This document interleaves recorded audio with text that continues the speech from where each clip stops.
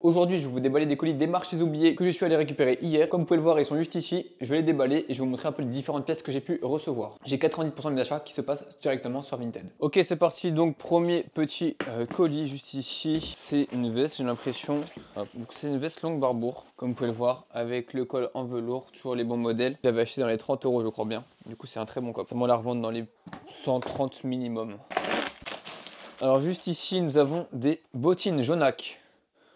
C'est une très bonne marque pour les chaussures femmes Jonac. Alors nous avons maintenant, c'est un trench du coup Ted Baker. C'est une niche que j'ai découvert il n'y a pas longtemps, qui a l'air très intéressante. Du coup voilà le modèle à prix léger. Ils ont des petits trucs en métal sur les côtés comme ça. Nous avons une veste American Vintage. Une veste American Vintage kaki, taille S. Très beau modèle hein, qui va se vendre dans les à peu près 120 euros. Et que j'avais acheté, je crois que je l'ai acheté dans les 66 euros. Ensuite dans ce carton nous avons quoi? Hop. Du coup, nous avons des bottes aigle. C'est une très bonne niche. En plus, c'est totalement la saison. Hop, bottes aigle. Ça va se revendre dans les 64 euros environ.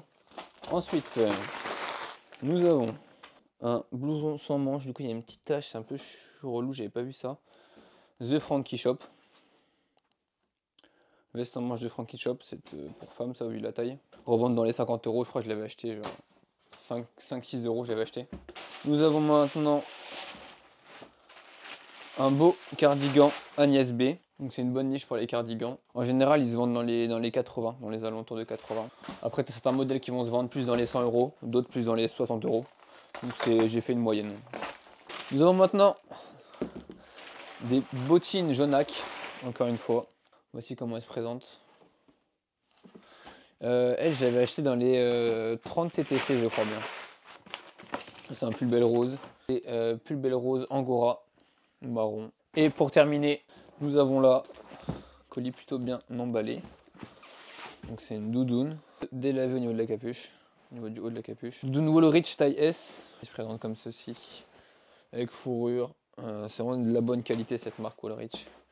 Du coup voilà un peu pour les copes du jour. Bon c'est un peu le bordel. L'idée c'est que je vais prendre toutes les pièces, je vais les ranger juste au-dessus de la boîte, juste ici. Comme ça, je vais les prendre une par une ensuite en photo et je les rangerai du coup. Tout ce qui est vêtements, je les mettrai dans les boîtes juste ici et tout ce qui va être trench coat, je les mettrai du coup, dans mon dressing. Et tout ce qui va être doudoune, etc., je mettrai à la cave dans des boîtes.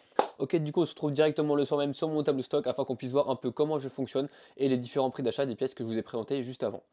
Du coup, au niveau des pièces que j'ai achetées, American Vintage, j'ai acheté 66 euros. Le Frankie Shop, j'ai acheté 8 euros.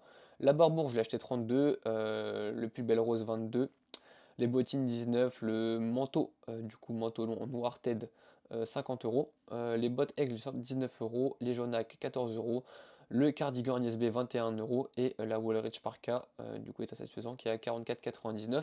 Ce que j'ai fait pour la Parka Woolrich a été noté comme étant en très bon état, du coup j'ai envoyé un message au vendeur afin de voir si je peux entre guillemets baisser le prix d'achat étant donné qu'elle n'était pas signalée qu'il y avait des taches. Il y a un accroc à l'avant et la doudoune est un peu délavée. Donc je vais voir ce que je vais pouvoir faire avec la vendeuse. Ensuite j'ai également une pièce, du coup c'était des bottines Jonac que j'étais censé recevoir. En fait c'était des bottines Minelli. Du coup ce que j'ai fait c'est que j'ai directement fait un litige pour faire un retour. Ce qui est intéressant en fait d'ouvrir ces colis avant de les mettre dans ce tableau stock, c'est qu'on n'a pas besoin de faire des doubles manipulations. Je m'explique.